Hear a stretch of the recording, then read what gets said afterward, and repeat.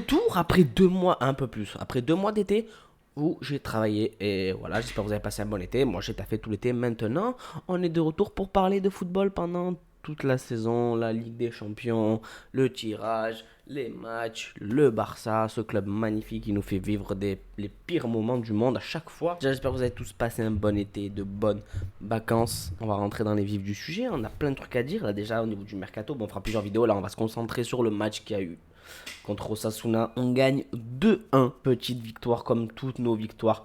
Début du championnat. Petit récapitulatif. On commence avec un match nul comme la saison dernière. C'est super. Le Real qui enchaîne les victoires, avec un Bellingham qui les sauve à tous les coups. On en reparlera aussi dans une prochaine vidéo. On va faire beaucoup de vidéos, les refs. Hein. Donc, petite victoire 2-1. Là, avant ce match, il y a eu Villarreal, petite victoire. Enfin, avec beaucoup de buts, mais avec un but d'écart 4-3 où tu gagnes 2-0, t'es mené au score 3-2, tu reviens 4-3. Match d'avant, pareil, petite victoire. Et premier match de la saison, match nul. Ça va être chaud. Alors, c'était aussi le début de saison en période de transition mercato. J'appelle ça comme ça. Où tu as des nouveaux arrivées, tu as des nouveaux départs. Il faut instaurer peut-être un nouveau système de jeu. Il faut instaurer plusieurs choses. Donc, Cancelo et Félix, déjà, ça fait grave plaisir. Félix, c'est pas l'ailier parfait, c'est un bon joueur quand il rentre intérieur. On a vu hier sur deux trois passes qu'il a pu causer quand même plutôt bah, de la difficulté aux adversaires sur ses passes pour Rafinha et tout ça. Franchement, il a une bonne vision de jeu. Quand il va rentrer intérieur, je pense que ça va être un bon joueur. C'est pas l'ailier ultime, mais ça peut être pas mal. Cancelo, on l'a vu hors jeu, mais sur une passe déjà. Ça va nous changer de Roberto ou de Koundé qui a fait une saison incroyable, mais de Koundé à droite ou même d'Araujo à droite. Ce petit extérieur du pied, mais en mode mes bijoux, oh là là, ça va vraiment nous changer. J'espère qu'il va continuer sur la lancée.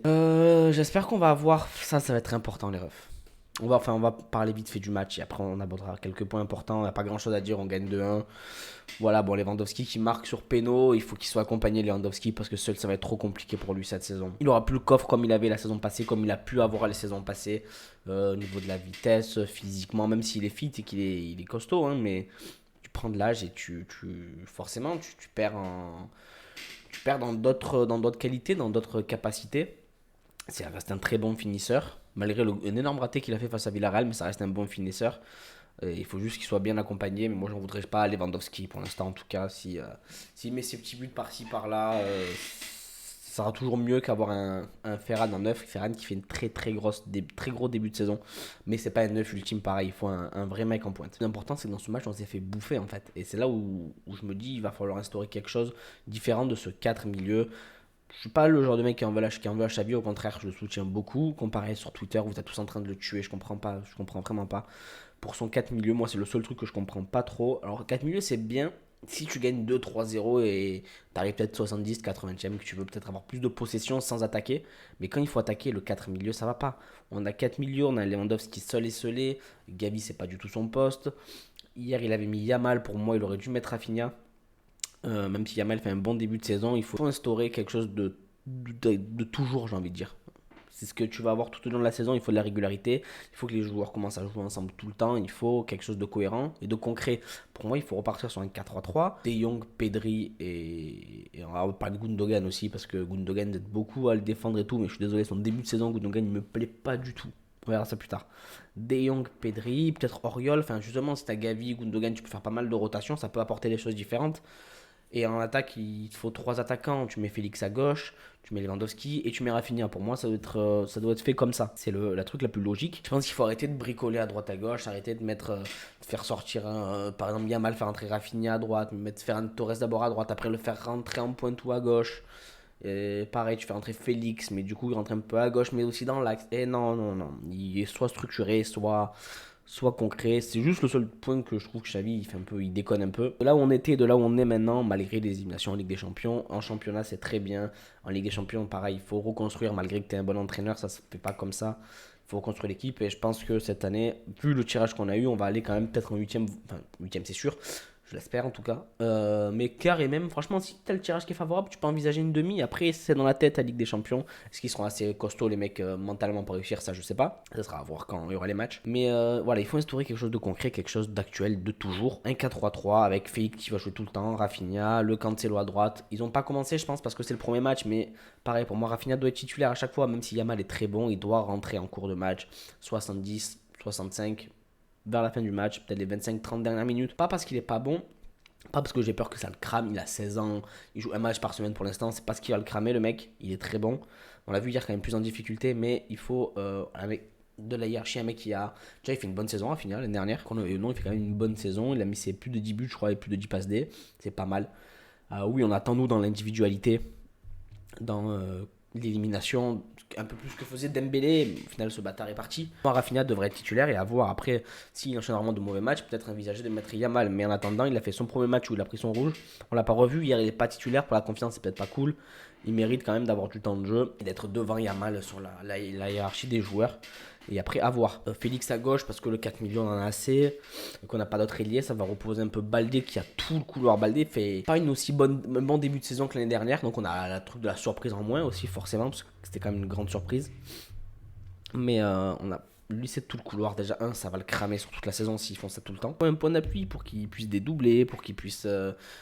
Soit rentrer intérieur, soit aller sur l'aile, dédoubler. Mais il lui faut quelqu'un, il ne va pas pouvoir garder ce couloir tout seul éternellement en faisant ses passements de jambes, en rentrant intérieur avec sa vitesse. Surtout qu'il n'est pas droitier, donc j'aime bien ces petites percées intérieures, mais il rentre vraiment dans l'axe style point de pénalty. Vu qu'il n'est pas droitier, les actions elles aboutissent à rien en général. Alors que c'est con parce qu'il a de la vitesse, il a le coffre pour. Il n'est pas mauvais physiquement, il a un bon jeu de passe, mais le fait de rentrer intérieur avec son pied gauche, il se retrouve perdu, parce qu'il n'a pas de réelle solution. Il faut un mec à gauche. Pour moi, il lui faut complètement un mec à gauche et c'est Félix, quitte après à rentrer intérieur et tout, ça y a pas de problème. Et voir comment ça se passe. Et même Ferran mérite du temps de jeu à gauche aussi. Même si lui préfère jouer à droite, pour moi, c'est plus un joueur qui peut jouer sur l'aile gauche avec son pied droit et tout ça. Face à Osasuna, tu t'es fait bouffer tout le match. Tu n'avais pas de tenue de balle. Tu arrives à marquer sur un corner, donc c'est pas le jeu du Barça normalement. Koundé qui fait une saison incroyable. On reparlera de tous les joueurs en vidéo exprès, on va parler vite, se concentrer sur le match parce que sinon je m'égare. On prend l'égalisation vers la 75e. Avila qui nous met une petite praline pied gauche, poteau rentrant. Ouais, Ter Stegen ne peut pas faire grand chose, il est masqué. Puis bon, c'est poteau rentrant de toute façon, il a eu le sort avec lui pour le coup. Et enfin un penalty. Enfin on a un penalty qui nous sauve, j'ai envie de dire. Plus le carton rouge. Et c'est là où c'est choquant, c'est que même à 10 contre 11, tu t'es fait bouffer, j'ai l'impression, sur le match. Et même en fin de match, quand tu avais l'opportunité de jouer en contre-attaque, le Barça ne jouait pas en contre-attaque. Il temporisait, quand Gundogan pouvait l'envoyer, il y avait 2-3 joueurs qui partaient en profondeur, il l'a gardé. Enfin, vraiment des actions que j'ai pas compris. Et pour moi, Gundogan pour l'instant, il n'a pas sa place du tout. Il faut arrêter de juger au nom. Et Gundogan pour l'instant n'a pas sa place, je pense, dans le milieu du Barça. Quand Pedri reviendra, même Gavi, je pense que Gavi De Jong pour l'instant, c'est pas mal. Et le faire rentrer, l'avoir en rotation, c'est pas un mauvais joueur, hein, mais même à City, il y a eu des phases où Gundogan n'était pas présent, il explosait souvent en fin de saison.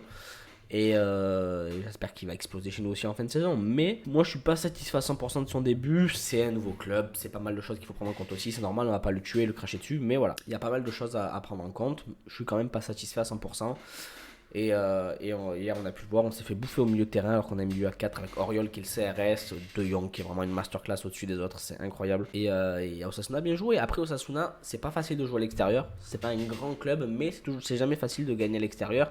L'année dernière, on a eu du mal, je crois que le Real ont même perdu face à eux l'année dernière. Donc, à voir ce que ça va donner. En tout cas, 2-1. Dites-moi dans les commentaires qui est fautif pour vous, si les joueurs, si c'est Xavi. Moi, je pense qu'il y a un peu des deux.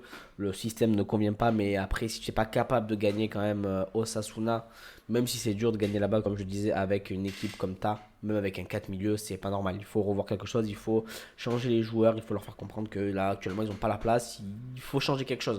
Et pas que dans le système de jeu, hein, vraiment sur le terrain aussi, parce que les joueurs, ce que j'ai vu, à part De Jong qui était vraiment au-dessus au milieu de terrain, c'était quand même léger. Et voilà, instaurer vraiment une structure avec une équipe titulaire tout le temps et arrêter de bricoler, de changer à chaque fois à tous les matchs. Donner de la régularité à un 11 régulier d'ailleurs, voilà. Redonner de la régularité à un 11, le changer dans certains matchs, mais il faut lui donner une régularité à ce 11 pour arriver dans les grands matchs où il faut que tu aies ton 11 complet et que ça roule tout seul. Bon voilà, petite vidéo de retour les gars. Et voilà, on aura tellement de choses à dire sur tous les joueurs, les blessures, le mercato, le Xavi, le truc, Ligue des Champions, qu'on se retrouve très très vite. Voilà, petite victoire 2, on a les 3 points, on est toujours à 2 points du Real, la trêve qui arrive. On en profitera pour faire plein de vidéos les refs. Merci à tous d'avoir suivi. J'espère que le Barça va pas trop vous manquer. Moi, ça va être super long. Déjà, j'en pouvais plus tout l'été. Ça m'a saoulé. Là, c'est déjà la trêve. Mais bon, les frères, à très vite pour une prochaine vidéo. Portez-vous bien. Ciao, ciao.